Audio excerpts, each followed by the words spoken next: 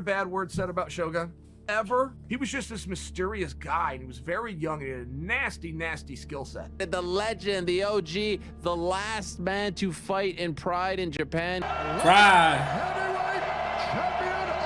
The OG. I hope that tonight was his last night. I would like to see him retire.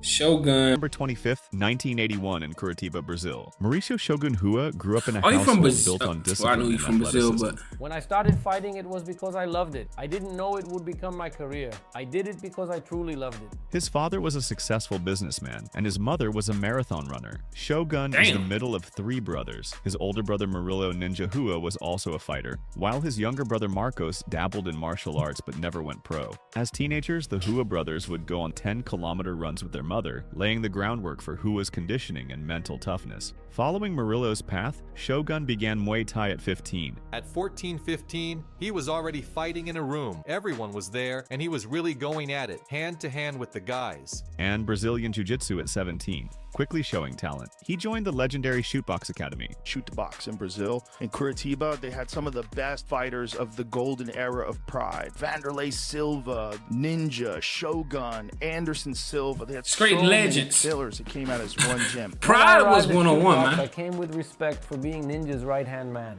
He trained under head coach Rudimar Fedrigo alongside striking coach Rafael Cordero. My master who Rafael taught me Cordero. absolutely everything. He's a guy I'm very fond of. I have enormous affection for him. The team that helped shape him into the relentless, pressure-heavy finisher the world would come to fear. He trained alongside top mixed martial artists like Vanderlei Silva. I learned a lot from Vanderlei, man. He's a guy I looked up to a lot. I grew up watching him. We learn much more The by seeing Savage. someone than just listening, right? Shogun turned pro in 2002 on Brazil's Vale Tudo circuit. Mecca, Hello, Tudo. I started there, which was at that time the most prestigious national event. By God's grace, I managed to secure 3 significant victories. He tore through the Mecca Vale Tudo scene with 3 straight first-round knockouts. And it was very exciting because he was a prospect. Everybody in Curitiba knew that he was gonna be big because he had been training with Vanderlei, with everybody. So He stopped Rafael Freitas with a head kick and stomps. Oh! he went in there and he really beat the shit out of the guy. Then returned to finish Angelo de Oliveira in just 55 seconds with a soccer kick. But the breakout moment came in 2003 against Evangelista Cyborg Santos, a chaotic brawl Nah, where both Shogun men the hit the real canvas before savage. Shogun overwhelmed him for a first-round TKO. By 21, Shogun was 3-0 and one of Brazil's hottest prospects. Then he entered the IFC Global Domination Tournament in Denver, an 8-man, one-night war. He won his opening fight by stopping Eric Vanderlei by TKO in round 2. In the semifinals, Shogun tasted defeat for the first time, tapping to a guillotine choke from veteran Damn. Renato Babalu Sobral. Even with the loss, the message was clear. This kid Hey, was Anderson Silva. dangerous, and Pride was watching. For Anderson everyone, Silva the athlete's is from main goal Brazil. to go to Ah, Japan. bruh. In late This is 2003, crazy. Shogun followed his Shootbox teammates to Japan and debuted in Pride Fighting Championships, the biggest stage in MMA at the time. And Vanderlei was already Pride's big champion, you know? My brother also fights in Pride already. Anderson had also done it. So everyone was already there, and you came later. I arrived feeling right at home. He arrived full of confidence, with his team already established in the promotion. Because we had Vanderlei, the greatest champion there. This Savage. motivated us to fight confidently. Every day I get beaten by the guy here, so I won't get beaten as much there. This guy is the best in the world. For me, that was very motivational. Vanderlei for us was a huge inspiration and a great role model. He goes over to the Pride Shout out to the organization, Savage. and he For real. tears through it. At Pride Bushido 1, he announced himself in brutal fashion. Boss, there's the younger brother of Ninja, Mauricio Shogun Rua. When I debuted at Pride Bushido 1, one thing I liked there was that Master Rudimar and Master Rafael's relationship with the event was very close, so that made me feel more at home. He scored a first-round TKO against Akira Shoji in under 4 minutes. Oh, he stomped Shogun on kept- him. Stomping on him is crazy. Now, I ain't gonna lie though, y'all. I'm actually glad y'all told me to watch this because y'all was actually spamming them, but y'all told me a couple weeks ago. So sorry for the late reaction. But look, man, y'all already know. Hit that sub button. Y'all want to see more legends. You know what I'm saying? Let me know in the comments y'all want me to react to more. Or what y'all want me to react to. You know what I'm saying? But Pride, I love Pride so much, bro. Stopping Akihiro Gono with soccer It was kicks. so different. You get sucker kick in the face like Randy Orton punted. Randy Orton would have been a legend in this promotion, I'm telling you. then flattening Yasuhito Namikawa in round 1. Namikawa's going to be forced to put his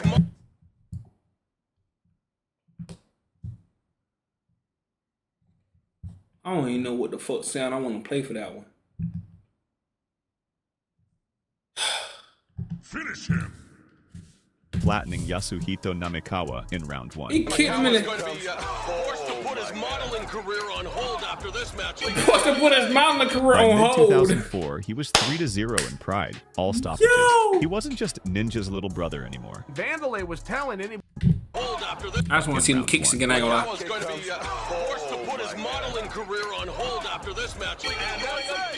By mid-2004, he was 3-0 in Pride, all stoppages. He wasn't just Ninja's little brother anymore. Vandalay was telling anybody that would listen, this guy right here is the next best thing. In Japan, Shogun became known for ruthless stomps, savage pressure, and highlight reel violence. I think the ones that adapted I love the stomp in Shogun. He my Pride new was favorite. Shootbox. The stomp didn't exist. And you could kick them on the ground, kick the guy in the face, and Shogun was known for that. Mauricio Him and the Shogun Rua Savage. loved those soccer kicks, man. Yeah. There were some violent endings. Well, the most violent. There was no rule to say you aren't allowed to do that. They made it up and the guys loved it.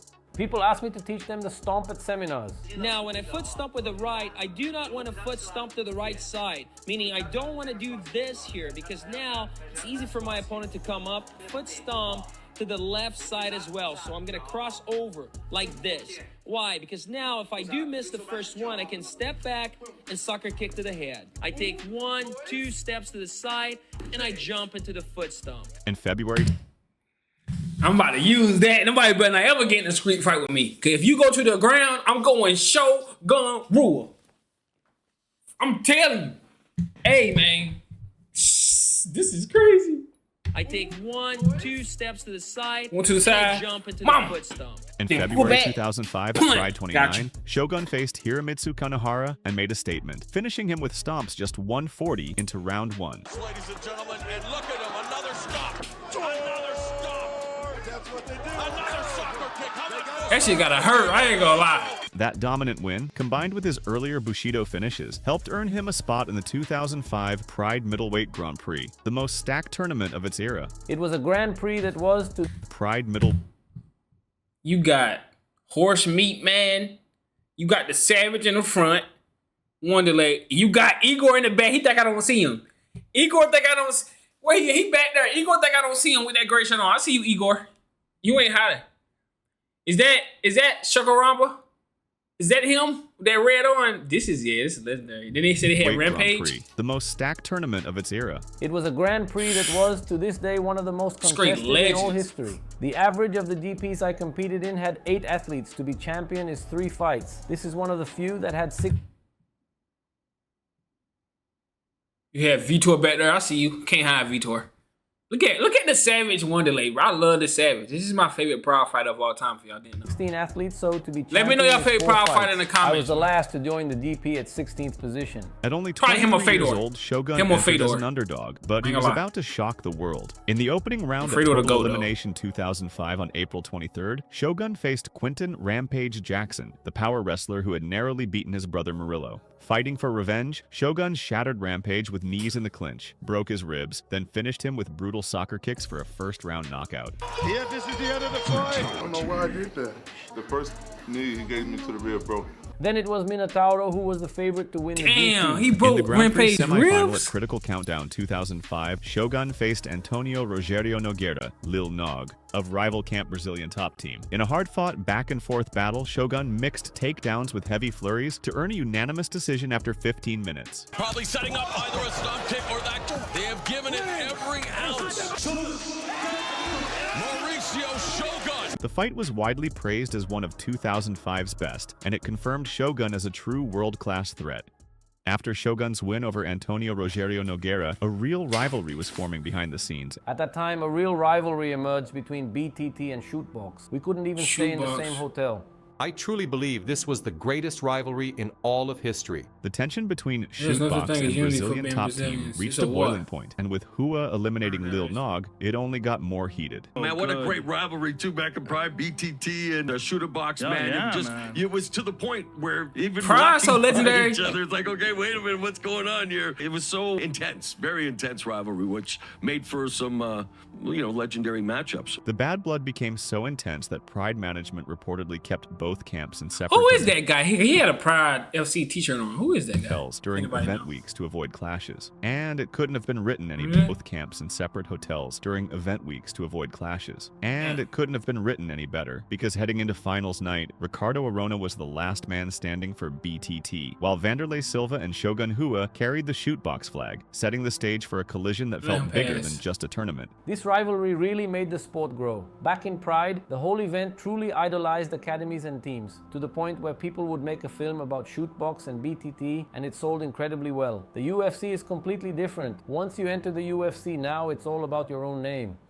On August 28th, Shogun entered Pride Final Conflict 2005, needing 2 wins in one night. He kinda first right. fought Alistair He ain't Overeem, lying. weathered the early danger, then horse meat overwhelmed man. him for a first-round TKO. Arm, and now just raiding in those lefts, and it is over. In the final, he faced Ricardo Arona, who had just upset Vanderlei Silva. I still remember to this day, Arona came out of the fight celebrating like he already won the GP, talking to the camera. But Shogun blitzed him, dropped him, and Blitzed finished with him. hammer fists and soccer kicks to become the 2005 Grand Prix champion. Fatality. That ref ain't shit. Soccer kicks to Ref become sat down the and let him 2005 absorb Grand Prix like 8 champion. more strikes to the face. I went there, I won, and the world got to know who I am. I don't think I've ever seen a more dominating performance in my life, Boss Rutan. At just 23, Shogun had torn through Rampage, Lil Nog, Overeem, and Arona. The most memorable fight for That's me was different. Arona, because of the whole context of the gym, the rivalry, and my brother Vanderlei. Next to Mauricio Shogun, the happiest man in the ring, and there he is, it's Vanderlei Silva. 23 years old. Say what Jon Jones did at 23. God bless him, man. One of the best. But Mauricio Shogun, who a beast at that age, man. Oh, yeah. And by the end of That's 2005, a fact. If you think about it, that's a fact. If you think about it. I wish, bro, I just so wish that Jon Jones could have been in Pride. Like, fought in this type of... I would want to see him with punts allowed and... Jon Jones? I can just imagine, bro. he was widely seen as the best 205-pound fighter on the planet, a violent, highlight reel superstar born out of Shootbox. When I won the Grand Prix, everything changed. The prize money changed. Shogun, the legend. At that time, that was $200,000. We've got a new Pride middleweight tournament champion. His name is Mauricio Shogun. And yes, my friends, he is indeed an MMA superstar. After the high of the Grand Prix win, Shogun hit a brutal Pride setback legend. in early 2006. Moving up to heavyweight for a one-off, he faced Mark Coleman at Pride 31, but disaster struck almost immediately. And Coleman escapes nicely and gets the takedown. Unbelievable! Coleman is just, oh no, an injury. Shogun suffered a gruesome elbow break in a scramble. Oh yeah, I think Mark Coleman said he thought he was trying to play it. He thought he was trying to rig the fight or something. That's why he kept fighting, and that's why Wanderlei got mad at Mark Coleman during his I think Wanderlei jumped in the rain. They're probably gonna show it. And the fight was stopped. 'Cause As he he was lay in hurt. pain, chaos erupted when Yeah. Shootbox rushed in to check on him, sparking a wild brawl with Coleman's Hammer House team right in the ring. All of a sudden, the referee's on me, and I'm confused. Japan's trying to fuck me here. I got Yeah. this boy right where I want him. I thought they were up to something. I just threw the ref off. Then his For real. brother jumped in the ring. I could feel the Brazilians coming. That was some I got serious this boy shit. right where I want him. I thought they were up to something. I just threw the ref off. Then his brother The jumped in. hey, Thought they were hey, up the to ref something. holding his I leg just like, threw no. the ref off. The ref like, no, please. He's hurt. Don't do it. But imagine that ref getting thrown on. I would have been like, my neck. Then his brother jumped in the ring. I could feel the Brazilians coming. I was there. I went I in. can feel the We weren't even Brazilians part of coming. Shootbox. We just wanted to be associated with them. Shogun needed surgery, and suddenly his unstoppable rise had been violently interrupted. But true to his warrior spirit, Shogun returned later that year and reminded everyone who he was. He beat Cyril Diabaté, Box playbook ahead, and now Oh my gosh, yeah. then submitted former UFC champ Kevin Randleman. Oh my God! He closed out Pride with a win over Kazuhiro Nakamura. I know Kevin Randleman is like a wrestling god, right? Kevin Randleman is a wrestling god. And finished his run by knocking out Alistair Overeem again in 2007. He not at Rosie again? By the time Pride was bought and shut down, Shogun stood at 12-1 in the promotion. Still only 25 years old and already a legend. 12-1? UFC Oh, he bought wasn't out losing in and Pride. Shogun was one of I ain't gonna lie, the Brazilians own Pride, man. The Brazilian, Wanderlei, Shogun. the most anticipated acquisitions. I just moved and signed a new contract with Zuffa's UFC. The contract was the same. In September 2007, Shogun entered the UFC with massive hype as Pride's top light heavyweight and one of the promotion's biggest new signings. When Shogun moved to the UFC, he had to adapt fast, because the weapons that helped make him famous in Pride, like soccer kicks and head stomps, were no longer allowed under the UFC rule set. The really significant difference that I personally experienced was transitioning from Pride and Mecca to the UFC. You see, Mecca and Pride operated under essentially the very same set of rules.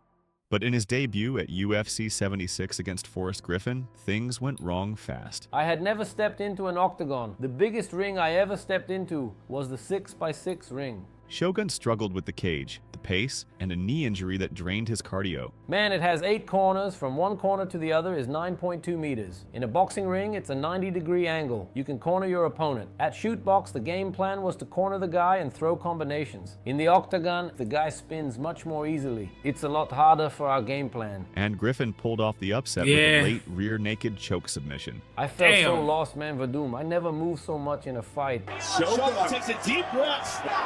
I was running to Forrest. I got so tired I wasn't adapted. 15 seconds.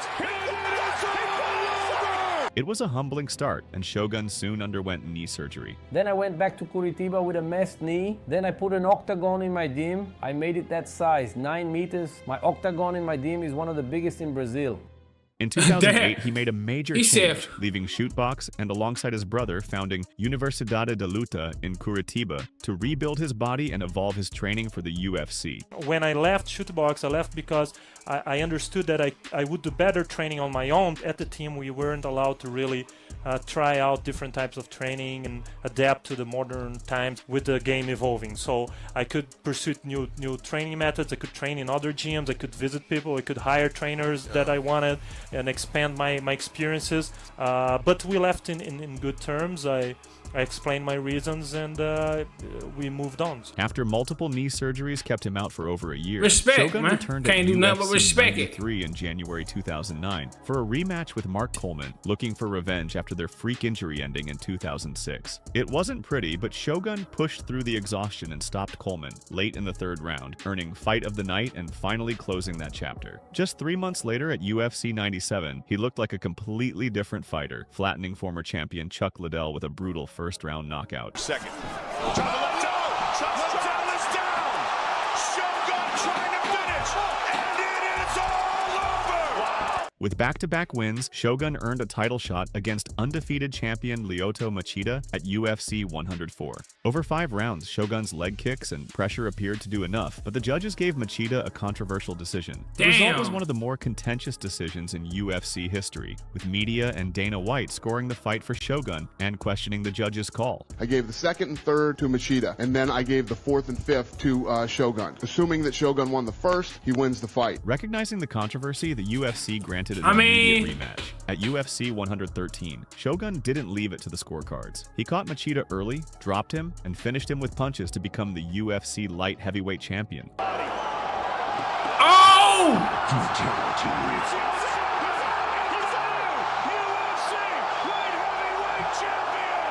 One of the rare fighters to win both a Pride Grand Prix and UFC gold. That's hard.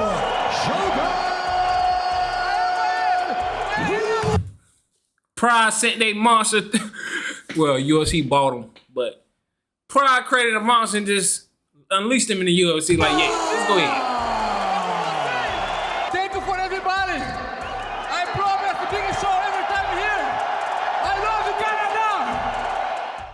but even in victory, the damage followed him. Another knee injury meant yet another surgery another soon after knee winning the injury. belt, forcing him to the What's wrong with sidelines his once again. knees, One of the man? things that happened with Shogun, he's had so many knee surgeries. He was getting his knee done in Brazil and then was doing no rehab whatsoever. He was just going back in and starting to train again. Keeps doing damage to this knee. We got his knee done by the best knee doctor in the United States, and he did everything that he was supposed to do as far as rehab goes. This one should last. This knee surgery should last him. After rehabbing his knee, Shogun's first title defense was Oh, set so for he was just he never was trying to stay off that motherfucker. Or work on March the heights. 2011. But when Rashad Evans pulled out injured, Jon Bones Jones stepped in at UFC 128. The 23-year-old prodigy overwhelmed Shogun with relentless. Oh, so he's supposed to fight Rashad Evans. I knew something was up with that. Cause John got that title fight quick. Defense, badly hurting him with a flying knee and finishing him by TKO. I'm not in gonna round- lie. He made Shogun tap. If y'all seen this fight, at the end of this fight, Shogun was tapping out. It was some nasty, Three to take the nasty belt. fight to watch. So nasty. He tapped out. That was The torch crazy. had been passed to a new generation as Jones became the youngest champion in UFC history. I truly believe, in my opinion, he is the greatest of all time. Shogun bounced back in August Me 2011 too, at bud. UFC 134, knocking out Forrest Griffin in Rio to avenge his earlier loss. Then came UFC 139 against Dan Henderson. The Dan- result was an instant classic. Dan is coming, a man. five-round I war promise that is still y'all. talked about as one of the greatest fights in MMA history. Both men earned Fight of the Night bonuses and a standing ovation for their incredible display of heart. This fight cemented his reputation as one of the toughest fighters alive. Years later, this bout would be inducted into the UFC Hall of Fame Fight Wing, class of 2018. In 2012, Shogun turned down a short-notice fight with rising contender Glover Teixeira. White publicly vented that Rua's team was avoiding the dangerous Glover, forcing the UFC to match Shogun with Brandon Vera instead. He stopped Vera in the 4th round, then later that year he was outpointed by Alexander Gustafsson. In 2013, he suffered a quick submission loss to Chael Sonnen, but rebounded with Never a highlight lost. reel knockout of James Tahuna. Submission loss to Chael Sonnen, but rebounded with a highlight reel knockout of James Tahuna. By 2014, the highs and lows continued. He dropped a rematch to Henderson by comeback TKO. Henderson handed Shogun another tough loss, but the fight was awarded Fight of the Night. Later that year, in November 2014, Shogun headlined UFC Fight Night 56 in Brazil against Ovince St. Pro. In a stunning upset, OSP knocked out Shogun with a short left hook just 34 seconds into the fight. It was one of the quickest losses of Shogun's career and sparked concern that years of wars had diminished his punch resistance. UFC President Dana White even commented that he hoped that was the last time. And I've heard some people talking today about asking Shogun to retire, or that you might ask Shogun to retire. I find that a little bit crazy. The man is only 30 or 31 years old, and I know He's he's 30 had or 31. a lot of fight years in him. But the guy is Damn, still young a as warrior. hell. Yet Shogun Rua was not ready to call it quits. After the setbacks of 2014, Shogun tried to reinvent himself again, reuniting with respected coach Rafael Cordero at King's MMA in 2015. And I'm very happy to be here, and he's very important for my career at the fight. The change sparked a resurgence. At UFC 190, he won a hard-fought decision over Antonio Rogério Nogueira in their long-awaited rematch, kicking off a rare late-career win streak. I win 3 times the legend, Nogueira. I'm very happy back in Brazil now. For party for my family, my friends, my team. I'm very happy. He followed it with a close win over Corey Anderson at UFC 198 in Curitiba, then made it 3 straight by stopping John Villante in 2017, proving he still belonged near the top. But injuries and time kept getting in the way. Injuries were, I guess, the biggest hurdle I've had in my career. I thought about quitting many times. A planned fight with Volkan Ozdemir fell apart, and when Shogun returned in 2018, he was stopped quickly by Anthony Smith, halting the momentum. Still, he refused to fade quietly. Damn. Later that year, he rallied to finish Tyson Pedro, earning another bonus and showing the old Shogun was still in there. From 2019 onward, the final chapter began. He fought Paul Craig to a split draw, then lost the rematch at UFC 255, with even Dana White suggesting retirement. Shogun Rua, obviously a legend of the sport, but it looked a little bit flat tonight. He's kind of talked about the end being near, that sort of thing. Have you had a chance to discuss them at all? No, but I hope it is. I hope that tonight was his last night. I would like to see him retire. Shogun chose to end it on home soil. At UFC 283 in Rio in January 2023, he made his final walk. Why are you deciding now to call it a career? I've been suffering and dealing with some little pains from the injuries. It really becomes kind of a burden. Training camp fight. It's not something that I feel like my body holds up anymore, and I'm happy with everything that I achieved, so I'm choosing the right time to stop, you know? In his retirement bout, he faced a hungry newcomer, Ihor Potieria. The 41-year-old Shogun gave it his all, but Potieria's speed and power were too much. Rua was finished by TKO at 4:05 of the first round. With that, the legendary career of Mauricio Shogun Rua came to a close. In the post-fight interview, a proud yet emotional Shogun thanked the fans and confirmed his retirement from MMA. He left his gloves in the cage to symbolize the end of his 21-year journey. End my career here. I've been in the game for 21 years, in the UFC for 16. I have to thank my fans, everyone, Dana, Lorenzo, everyone in the UFC that made it happen through all these years. Obrigado. Thank you very much, guys. Obrigado. Mauricio Shogun Respect, Rua man. retired with a Legend. professional Almost record got of me in tears. Shit. 27-14-1 in 42 fights. Having achieved virtually everything in the sport, he was the 2005 Pride Grand Prix champion and a UFC light heavyweight champion, making him one of the few to earn major titles in both organizations. I feel fulfilled, you know? I feel like I achieved everything I wanted in my career, so I'm happy in a sense. I'm happy because I'm retiring on my terms, and I'm happy with everything that I accomplished on my career. Fans and analysts remember Shogun as a ferocious striker. 21 of his 27 wins came by knockout. Upon retirement, the honors kept coming. In 2023, the UFC announced that Shogun Rua would be inducted into the UFC Hall of Fame as part of the class of 2024. Fittingly, he joins other legends of his era in the hall. At an emotional ceremony in Rio, Shogun was greeted with a standing ovation as his highlight reel played, and fellow fighters paid tribute. Very happy. It's a dream come true. It caught me by surprise at UFC Rio, but I'm very happy to be here. For 21 years, I gave my most. I left everything inside the rings and the octagons. Now in retirement, Shogun Rua is taking some well-earned rest and enjoying life with his family. He said he's at peace with walking away on his own terms. And while the fight camps are over, Shogun hasn't left martial arts behind. He's stayed busy building his legacy through business, franchising his gym brand across Brazil with 87 branches. I have my business, I have a franchise. In Brazil, how many gyms do you have? 87. 87? Yeah. After a lifetime in combat, he can finally watch the sport as a fan and live on as an ambassador for MMA's That's a hard type of... Hold on, what the fuck is that? I tell the guys, man, I was privileged to have my brother Vanderlei, Master Rafael, and Rudima with me right from the very beginning, and that's certainly what got me to where I am today. As the last Pride FC veteran to retire from the UFC ranks, Shogun leaves behind a legacy defined by excitement, the last Pride veteran, that's resilience. crazy. Now a Hall of Famer, Shogun Rua's name will forever be synonymous with the fighting pride of Brazil and the golden era of mixed martial arts. Bro, them Pride legends, bro.